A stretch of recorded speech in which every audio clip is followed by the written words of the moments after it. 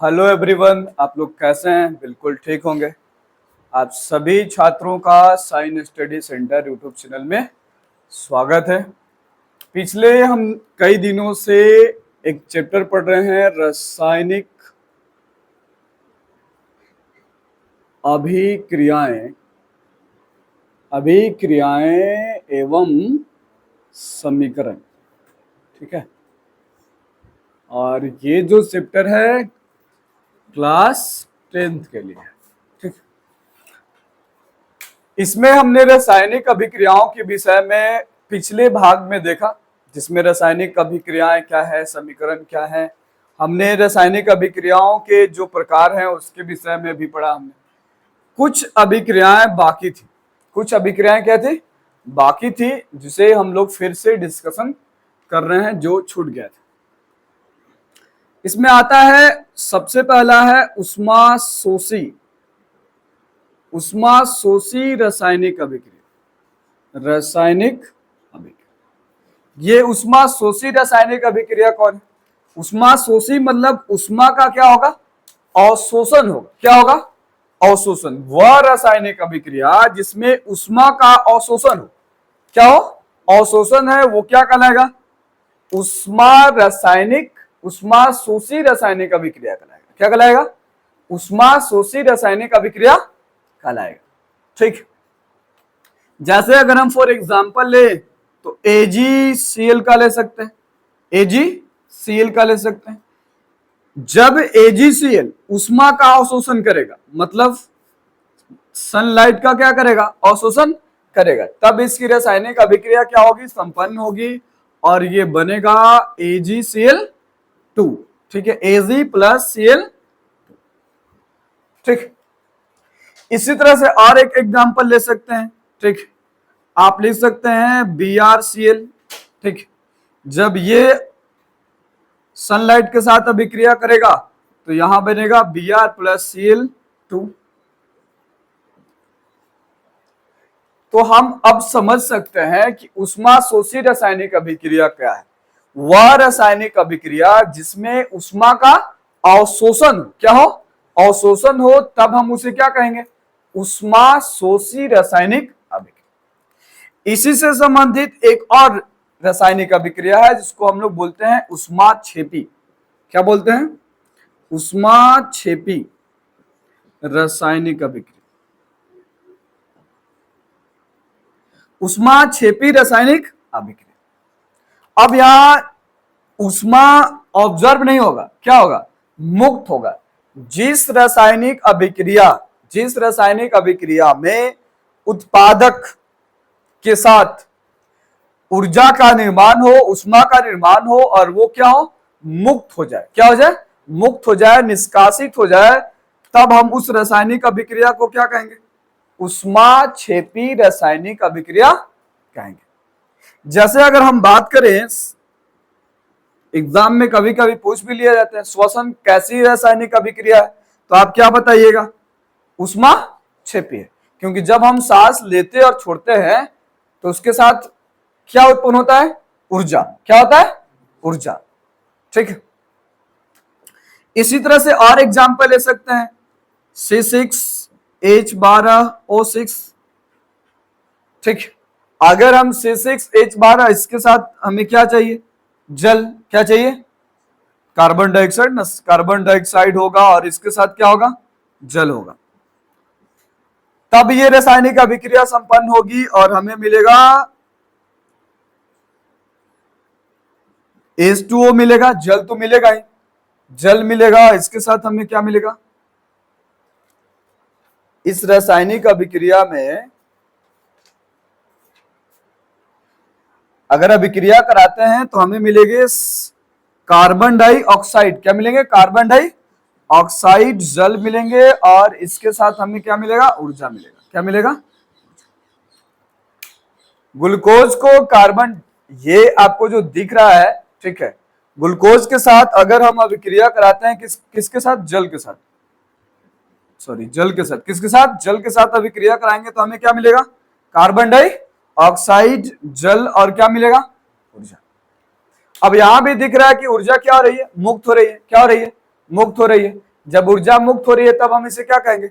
ऊष्माक्षेपी रासायनिक अभिक्रिया कहेंगे। वह रासायनिक अभिक्रिया जिसमें उत्पादक के रूप में हमें ऊर्जा मिले और ऊर्जा क्या हो? मुक्त हो, ठीक है, ऊष्मा मुक्त हो, तब हम उसे क्या कहेंगे? ऊष्माक्षेपी रासायनिक अभिक्रिया कहेंगे। चलिए, इतनी बात समझ में आप लोग को आ गई होगी।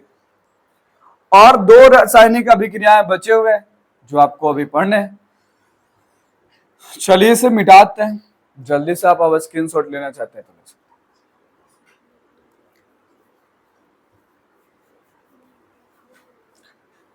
अब एक और रासायनिक अभिक्रिया है जिसका नाम है उदासीन रासायनिक अभिक्रिया। कौन सी अभिक्रिया? उदासीन रासायनिक अभिक्रिया। अब ये उदासीन रासायनिक अभिक्रिया क्या है? जैसे अगर हम एग्जाम्पल ले, अम्ल और क्षार को एक साथ अभिक्रिया कराएंगे, अम्ल और क्षार को एक साथ अभिक्रिया कराएंगे तो हमें क्या मिलेगा? लवण और। अब इस रासायनिक अभिक्रिया में दिख रहा है कि उत्पादक में ना तो अम्ल का कोई प्रभाव दिख रहा है, ना ही कोई क्षार का प्रभाव दिख रहा है। मतलब इन दोनों के प्रभाव क्या हो गए? उदासीन हो गए, उनपे कोई प्रभाव नहीं है। वह रासायनिक अभिक्रिया जिसमें अम्ल और क्षार, ये हमेशा किसके साथ होगा? अम्ल और क्षार के साथ। वह रासायनिक अभिक्रिया जिसमें अम्ल और क्षार के साथ अभिक्रिया होकर लवण और क्या बनता है? जल बनता है, तब हम उस रासायनिक अभिक्रिया को क्या कहेंगे? उदासीन रासायनिक अभिक्रिया कहेंगे। या वह रासायनिक अभिक्रिया जिसमें दो या दो से अधिक अभिकारक मिलकर अपने प्रभाव को उत्पादक के रूप में उत्पन्न नहीं करते हैं या उनके प्रभाव उदासीन हो जाते हैं, तब हम उस रासायनिक अभिक्रिया को क्या कहेंगे? उदासीन रासायनिक अभिक्रिया कहेंगे। फॉर एग्जाम्पल, जैसे अगर हमने अम्ल को लिया HCl और क्षार को लिया सोडियम हाइड्रोक्साइड, तब हमें मिले, यहां हमें मिलेंगे H और OH है ना, लवण सबसे पहले मिलेंगे तो NaCl मिलेगा और एक साथ हमें क्या मिल जाएगा? जल। क्या मिलेगा? जल। तो ये हो गया लवण NaCl और ये क्या हो गया? जल। इसी तरह से एक और रासायनिक अभिक्रिया है जिसका नाम है अवक्षेपन रासायनिक। क्या है? अवक्षेपन रासायनिक अभिक्रिया। कई ऐसे रासायनिक अभिक्रिया हैं जब अभिक्रिया करने के फलस्वरूप कुछ अवशेष के रूप में, किसके रूप में? अवशेष के रूप में या फिर बेकार उत्पाद के रूप में क्या होते हैं? हमें प्राप्त होते हैं, जिसको हम लोग, जिस रासायनिक अभिक्रिया द्वारा हमें प्राप्त होता है उसे हम लोग अवक्षेपन रासायनिक अभिक्रिया कहते हैं। मतलब अब इसको अगर हम लिखना चाहें तो क्या लिखेंगे? वह रासायनिक अभिक्रिया जिसमें अवक्षेप के रूप में, किसके रूप में? अवक्षेप के रूप में हमें बेकार उत्पाद प्राप्त होते हैं, उस रासायनिक अभिक्रिया को क्या कहेंगे हम लोग? अवक्षेपन रासायनिक अभिक्रिया। क्या कहेंगे? अवक्षेपन रासायनिक अभिक्रिया।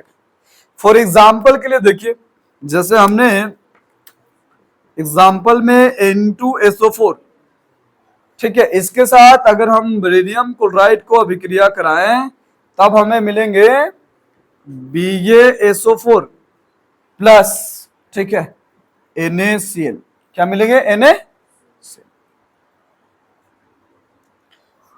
अब देखिए, अब यहां जो NaCl जो दिख रहा है ये एक तरह का बेकार है जिसको हम लोग अवक्षेप कहते हैं। क्या कहते हैं? अवक्षेप। तो जिस रासायनिक अभिक्रिया में हमें अवक्षेप के रूप में कुछ बेकार उत्पाद मिले जिसे हम अलग करते हैं, उस रासायनिक अभिक्रिया को क्या कहेंगे? अवक्षेपन रासायनिक अभिक्रिया। क्या कहेंगे? अवक्षेपन रासायनिक अभिक्रिया। कुछ और बात है जो एग्जाम में आपसे पूछे जाते हैं, जैसा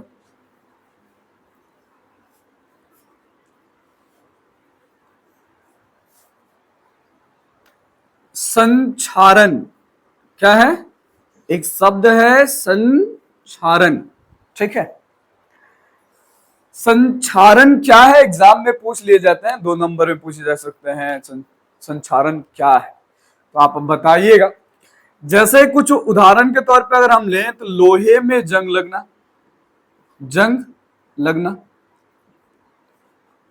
ठीक, लोहे में जंग लगना। ठीक, कॉपर का हरा होना, कॉपर का क्या होना, हरा होना। ठीक, या इस तरह के और भी बहुत सारे उदाहरण मिल जाएंगे आपको। लोहे में जंग लगना सबसे पॉपुलर उदाहरण है। उसके बाद कॉपर का हरा होना, कॉपर मतलब जो आप बर्तन का यूज करते हैं कॉपर का, ठीक है, तांबे का, अगर उसको आप छोड़ देंगे कुछ दिनों तक, वो उसके ऊपर ऊपर कैसा होगा, हरा वाला, जो हरा हरा जो होता है ना, चढ़ जाएगा परत। तो लोहे में जंग लगना, कॉपर का हरा होना, या और भी उदाहरण के तौर पर अगर हम लें, ये सब किसके उदाहरण है, संक्षारण है। क्या है, संक्षारण है। वह रासायनिक अभिक्रिया जिनमें, वह रासायनिक अभिक्रिया जिनमें किसी भी धातु का, किसी भी पदार्थ का क्या हो, नुकसान होता है। क्या होता है, नुकसान होता है, क्षरण होता है, कमी होती है, तब हम उसको क्या कहेंगे, संक्षारण।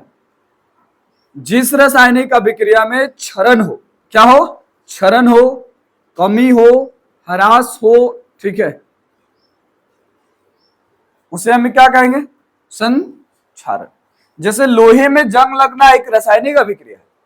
लोहे में जंग लगना क्या है, एक रासायनिक अभिक्रिया। ठीक है, इस रासायनिक अभिक्रिया को एक शब्द दिया गया, क्या, हाँ, संक्षारण। क्यों दिया गया, क्योंकि इसके वजह से क्षय हो रहा है, क्षरण हो रहा है, कमी हो रहा है, ठीक है, ह्रास हो रहा है, या जो धातु है, पदार्थ हैं, वो उनमें क्या हो रहा है, ह्रास हो रहा है। क्या हो रहा है, ह्रास हो रहा है, उनका विनाश हो रहा है। ठीक, तब हम उसे क्या कहेंगे, संक्षारण कहेंगे। अब एक चीज और पूछ लिया जाता है कि इस लोहे में जंग कैसे लगता है। इसके दो कारण हो सकते हैं, मतलब अगर ये दोनों में से कोई एक नहीं होता है तब लोहे में जंग नहीं लगेगा। जैसे अगर हम लिखें, इसको मिटाते हैं, ठीक, सबसे पहला कारण है O2 की उपस्थिति। O2 की उपस्थिति मतलब हमें ऑक्सीजन चाहिए। क्या चाहिए, ऑक्सीजन चाहिए। इसके साथ, ऑक्सीजन के साथ और क्या चाहिए, जल चाहिए। क्या चाहिए, जल, जिसको आप नमी कह सकते हो। क्या कह सकते हो, नमी कह सकते हो। दोनों अगर एक साथ होते हैं, ठीक है, तब लोहे में जंग लगेंगे, अन्यथा लोहे में जंग नहीं लगेंगे। जैसे अगर आप लोहे के कील को अगर पानी में डाल देते हो तब भी उसमें जंग नहीं लगने वाला है, क्योंकि उसे ऑक्सीजन नहीं मिलेगा। ऑक्सीजन मिलेगा, नहीं मिलेगा। लेकिन जैसे ही आप एक नए कील को लाते हो, भिगाते हो, या फिर बारिश में भीग जाती है, तो देखते हो उसमें क्या लगने लगा, जंग लगने लगा। क्यों, क्योंकि उसे जल तो मिल गया, उसके साथ ऑक्सीजन भी क्या हो गया, मिल गया। तो इन दोनों कारणों की वजह से लोहे में क्या लगता है, जंग लगता है। अगर इनमें से कोई एक कारण को हटा दे, जैसे अगर हम क्या करते हैं, जल के संपर्क में ना आए या ऑक्सीजन की उपस्थिति में ना आए, तब हम क्या करते हैं, लोहे में जंग ना लगे, इसके लिए हम लोग क्या करते हैं, सबसे पहले हम लोग पेंट करते हैं, जो सब लोग करता है, ठीक, तेल लगाते हैं, जिससे जो पुराना अवसाद, जो तेल बच गया, उसको हम लोग क्या करते हैं, लोहे में लगाकर भी बचा सकते हैं। ग्रीज उसको बोलते हैं, जिसको आप लोग ग्रीस कहते हो, ग्रीस लगाकर करते हैं। ठीक, विद्युत लेपन, विद्युत लेपन, विद्युत लेपन मतलब उस धातु के ऊपर विद्युत के द्वारा एक अलग से लेप लगा लिया जाता है, उसके ऊपर एक परत चढ़ा दी जाती है, इसको हम लोग क्या कहते हैं, विद्युत लेपन। क्या बोलते हैं, विद्युत लेपन। ठीक, इससे भी लोहे में जंग लगने से क्या हो सकता है, बचाया जा सकता है। और क्या तरीका है, और तरीका देखिए, इसके बचाने के लिए हम क्या कर सकते हैं, मिश्र धातुओं का बनना। अब जैसे लोहे को मिला के हम स्टेनलेस स्टील बना दें, क्या बना दें, स्टेनलेस स्टील, तब लोहे में जंग लगेगा, नहीं लगेगा। क्यों, क्योंकि वो क्या हो गया, मिश्र धातु हो गया ना। और मिश्र धातुओं में जो क्षरण का जो काम है, क्षरण का जो अभिक्रिया है, वो बहुत बहुत बहुत कम होती है, और ये लंबे दिनों तक संक्षारण से बचा रहता है। तो हमने लोहे में जंग लगना, संक्षारण के विषय में पढ़ लिया, और कुछ रासायनिक अभिक्रियाओं के बारे में भी हमने पढ़ लिया। ठीक, तो जो पीछे हमने पढ़ाया है पार्ट 1, पार्ट 2 और पार्ट 3 में, वहां पे जाके आप विस्तार से देख सकते हैं। रासायनिक अभिक्रियाएं एवं समीकरण, जो आपको ये पार्ट बेहतर ढंग से समझ में आएंगे। ठीक, तो मिलते हैं फिर हम लोग नेक्स्ट वीडियो के साथ, नेक्स्ट क्लास में नए अध्याय के साथ और एक नए टॉपिक के साथ। अगर आपको ये वीडियो अच्छा लगे तो इसे लाइक कीजिए, सब्सक्राइब कीजिए और शेयर करना ना भूलें। ओके बाय, टेक केयर, अपना ध्यान रखिए और मन लगाकर पढ़ाई कीजिए।